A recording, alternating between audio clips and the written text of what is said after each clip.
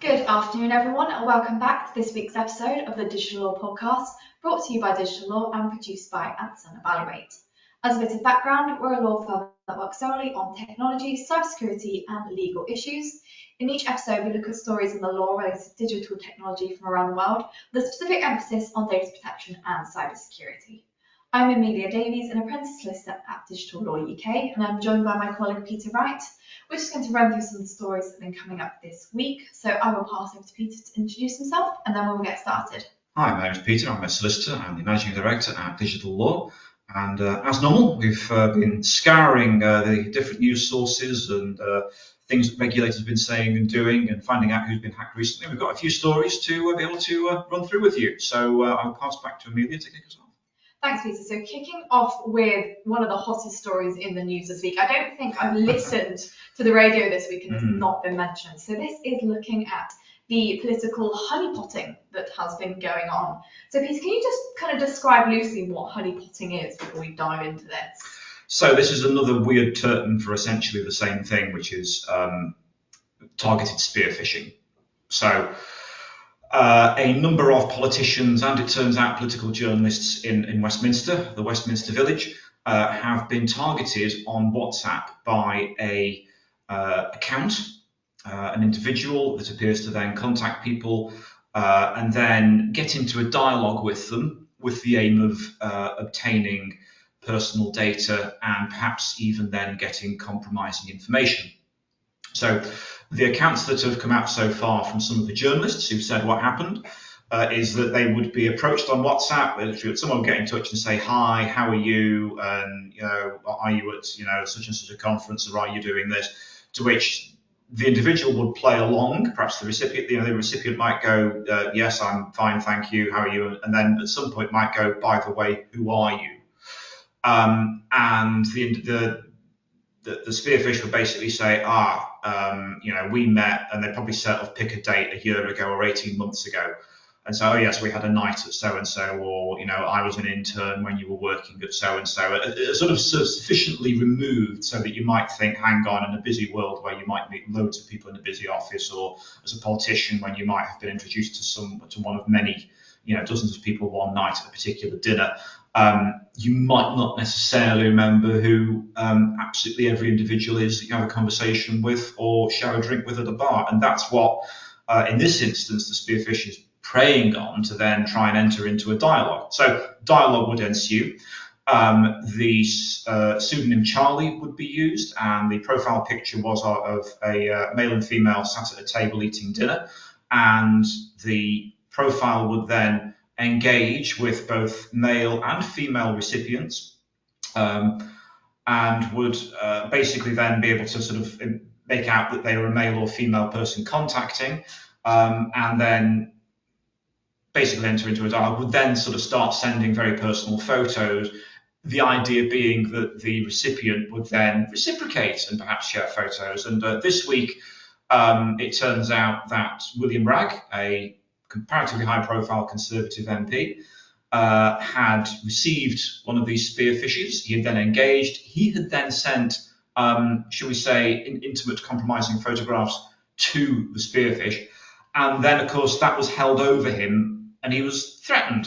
So the idea was, you will now give me details of other people that I can contact for the purposes of this scam. And if you don't do this within 60 seconds, this image will be released. Seemed to be the sort of blackmail threat that he received. Unfortunately, he did do that rather than alerting the authorities that he was being compromised and blackmailed. And he subsequently resigned from his various positions and committees, and this week he's also resigned the Conservative whip in the House of Commons. So in effect, he's now sitting as an independent MP, though he probably won't resign as an MP because there's going to be a general election in the next few months, more than likely anyway. So it looks like they will probably try and forego the need for a by-election when you have a general election in a few months. But whereas it seems initially there was a great deal of sympathy for William Bragg and what had happened to him, and Jeremy Hunt, the Chancellor, did the media round at the weekend, was saying, "Oh yes, we have a lot of sympathy for what he went through," and was trying to support him. Attitudes seem to have hardened this week, and there appears to be significant school of thought sort of saying, well, why didn't you report it, and why did you allow yourself to be blackmailed so quickly and easily, it seems. I mean, you'd think, he's a senior MP, and the fact that he would have some sort of understanding of what to do and what not to do online. Also, you would think, because I mean, we were having this discussion before, Peter, where I was saying that, when I was at school, when we had our sex ed classes, included in that was how and when to share intimate pictures without them then being shared around. And that was kind of common knowledge for someone in my year. And we're going back still 8 years now to when I was in school. And yet it appears that the advice has not quite been carried through to potentially the Tories here. Indeed. I mean, there was a very high-profile documentary that Zara McDermott, who was a contestant on Strictly Come Dancing last year, she's done several documentaries about these sorts of issues and was indeed a sort of victim of this sort of thing a few years ago, which highlighted those sorts of issues. So I won't sort of go any further down that rabbit hole for now. But it's a really good point that you make, that you think, well, surely as an MP, he would have received some training. Surely, perhaps, and this is my view, I appreciate this is probably quite different for a lot of people, but always in the back of mind, you're thinking, don't take photos like that and don't send them. But I know that that's out of step, and an awful lot of people, indeed whole generations now, routinely do share this sort of stuff. But the point is, perhaps you need to think quite carefully about who you're about to potentially send that to. Equally, the irony is, we've talked a lot on this podcast about the online safety bill and how to stay safe online. Yeah. And obviously we have mentioned in quite some detail how this has gone back and forth between the Commons and the Lords, making tweaks. So you'd think, maybe you might have taken some sort of advice or, read it enough to understand how to stay safe online. But apparently that nugget of information is not fully sunk in. Indeed. And I think the final thing is it's just a real concern when you think about, Britain has some fairly high profile enemies out there, nation states like China and Russia and Iran. And in that international context, the idea of our politicians and legislators allowing themselves to be blackmailed, and fairly easily as well. And fairly easily. But then, we don't necessarily know sometimes some of the more secret committees and things that some politicians would actively sit on. So imagine if this guy had been on the Defence Select Committee. Imagine if he was a junior minister in the Ministry of Defence. Imagine if he had released information or was being blackmailed to release information about Britain's defences, Britain's security, troop positions, intelligence. It's actually quite scary the more you get into that. The whole point is that you don't want people in authority to be potentially blackmailed, and there is a rumour that the Charlie actor here is in fact more than likely being sponsored by a foreign nation state. So that's kind of the bit where you think you don't want that classic, the Russians used to have the phrase compromat. You don't really want British parliamentarians to be subject to compromat held by a actively hostile nation state. I hope as well, coming out of this and looking towards the future, that people are actually taking notes, and therefore we are learning from the mistakes that we've seen here, because this is one of the first kind of stories that has been reported of this kind. And then it's like, well, how many times has this happened before? And now that the media have got hold of it, will it perhaps change anything? I'd like to think so. You see, that's the scary thing. This has happened before. Has it? So, albeit not with this sort of cyber flashing, cyber spear phishing by a third-party WhatsApp. That's the unique thing on this. But there was an incident about 10 years ago where a journalist posed as a sort of as a researcher in order to engage with several Conservative MPs, and of course it didn't take long until they started sending them intimate pictures. So there is that element of, we have been here before, including there's no sort of collective corporate memory, not just within MPs, not just within the Conservative Party, to say, you know what, you might want to make sure that you're not about to be scammed. I mean, it's going back to the days of the fake shake, where the Sun would try and get high-profile individuals to be recorded sniffing cocaine and things like that. It's kind of in the same school of thought. And again, you think, if you're elected to Parliament or you're in Parliament, you're in a position of authority, aren't you going to be alive to these risks? You'd like to think, but clearly not. I mean, we'll see how the story continues to evolve, I guess, in the coming weeks. Yeah. Moving on significantly here, we're going to be looking at kind of completely different sector now, looking at CVS Group. And CVS Group is a veterinarian group, and they revealed on Monday this week that it had detected and responded to an incident that it believes will disrupt its operations in Britain for weeks. So the cyber incident has been reported to the ICO and is being investigated by third-party consultants. So on the face of it, it looks like they've done the right thing here in terms of turning to the right individuals to actually look into this further.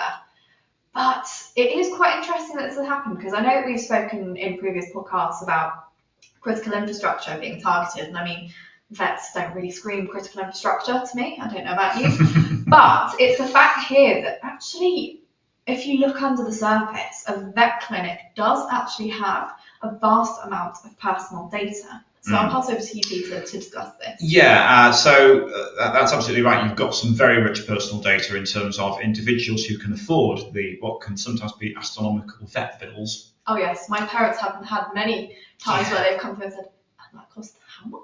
Yeah, exactly. So, there's going to be, details, not just of pets and the treatment, but more importantly, the personal information of the owners. Yeah. And potentially payment information, where they live. There's that element to it.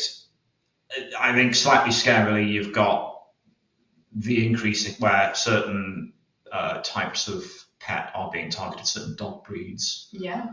Since the sort of massive spike in people having dogs over the pandemic. Certainly.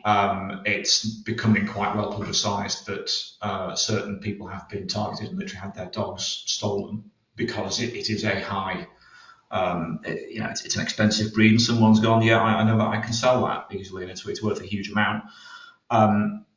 So if that information then fell into the hands of those sorts of people, then it's then saying, and this is where that individual lives. So you'd be a little bit worried then about putting on the lead and taking the dog for a walk at some ungodly hour in the morning or evening.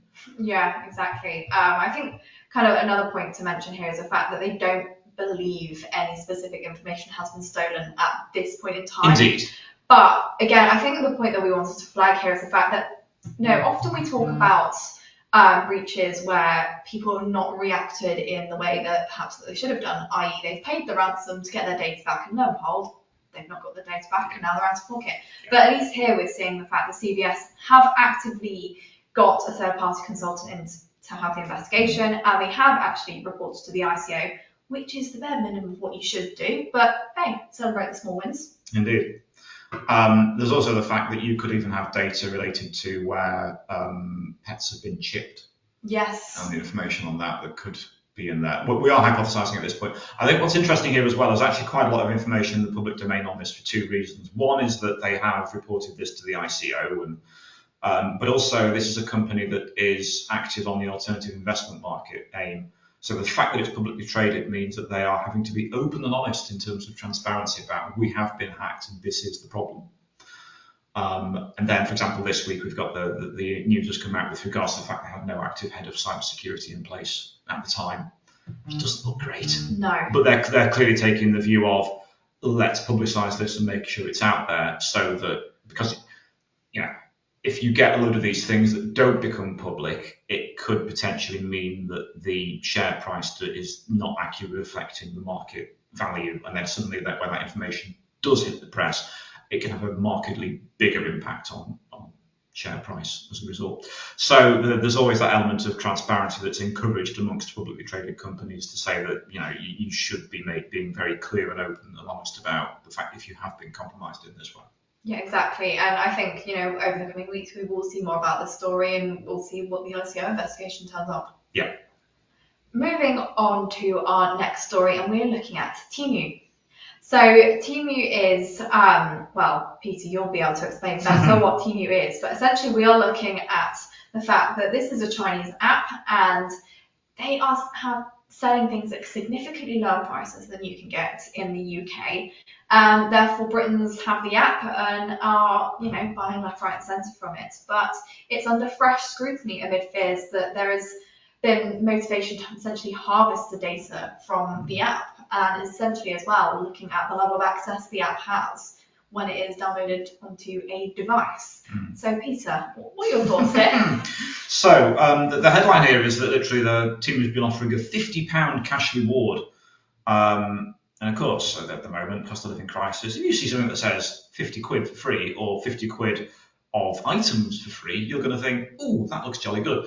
Well, I don't think anyone would say no to a free 50 quid. Well, exactly. But the thing is here is that Temu is an incredibly invasive app. Once downloaded, it tries to grab your attention in the same way that Meta's apps do. So there's that element of gamification. You'll get ping notification, such and such is on a sort of rush. If you order this within the next hour, you get 30% off, or speedy delivery or free delivery, or there'll be some incentive to try and get you to open the app to look at the offer and potentially buy it. And then once you're in there, it'll try and hit you with other offers and other things that you want to buy. Very often, Temu is actually being run at a loss. It's one of these sort of some massive Chinese corporation that's behind it. They're simply trying to break into different markets around the world, and therefore they're sort of typically, some of the products are perfectly satisfactory in terms of quality. Apparently, some of it, when it's ordered, is a bit low quality. It might not necessarily last. You might not necessarily receive what it was you ordered. The item might not be of the best quality. Very often, though, if you complain, very often you actually get a full refund. Or if they don't refund, it will just be, we'll just send you another one then, if it was, say, broken in transit. So it's not there at the moment to make a profit. It's just looking to corner market share. The point is that the app is pretty invasive, so it will end up sort of taking loads of information. It'll look at your other apps, it'll look at your internet usage, it'll look at what SMS messages you send, it'll look at records of phone calls, who you're speaking to, and for how long. It might look at your GPS data, it might look at what mobile phone masts your phone is currently connected to. Moving on to our final story of today, we are over in Africa, and this is looking at a sophisticated internet fraud syndicate that has been covered in Zambia, leading to the arrest of 77 people, including 22 Chinese nationals. So the authorities have been calling it a significant breakthrough in the fight against cybercrime. And this is after a multi-agency raid on the Chinese-run company. So essentially, Golden Top Support Services employed Zambians, and these Zambians believe that they were call center agents, and kind of those targeted were around the ages between 20 and 25, and they had been tasked with engaging in deceptive conversations with unsuspecting mobile users across various platforms such as WhatsApp, Telegram, chat rooms, and others using scripted dialogues. So this is quite a story to go through, isn't it? It is. I think this is a positive one, though, in there's at least something's actually been done. There's been a level of international cooperation with different governmental agencies and law enforcement to pull off this successful raid. And then when they've actually carried it out, they've found a load of black boxes that allow these calls to basically bypass legitimate normal phone networks. So this is the reason why a call might go through without being flagged up as potential spam or fraud when it comes through on your phone. They also found about 13,000 SIM cards. And it's interesting that even though it was in Africa, I think a lot of those arrested were Chinese nationals. What very often happens with these sorts of scams is actually there's been a level of people trafficking. So sometimes foreign nationals are then forcibly taken to a third country without their passports. They're taken off them. Sometimes they're then being bullied and forced to engage in these scams totally against their will. They don't want to do it, but they have to do it because they're being they have no alternative basically, and sometimes they're facing threats of physical violence if they don't do it. So it's a really horrible industry, and we only sort of see in terms of the phone calls that have received that side to it.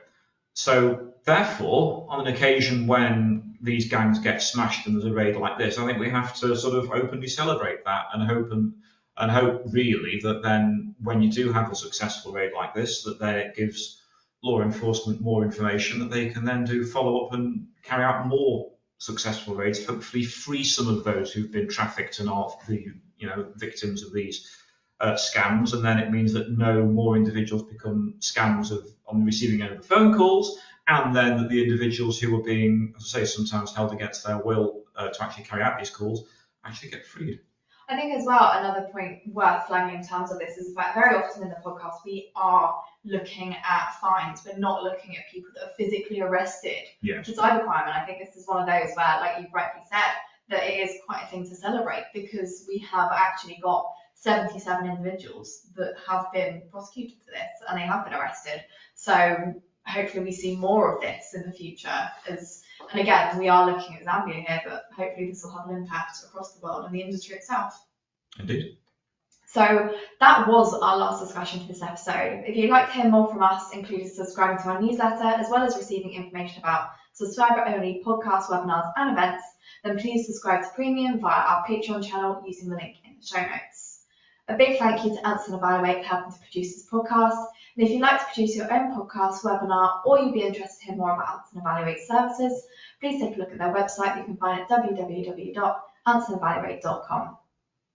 Just a reminder, these episodes are available on our website, YouTube channel, podcast channels such as Spotify, Apple Music, Amazon, and Google Podcasts. And please feel free to leave us a review. And if you have any questions about anything we've talked about today, please feel free to email us at admin@digitallawuk.com. Thank you for listening, and we hope to see you again next week.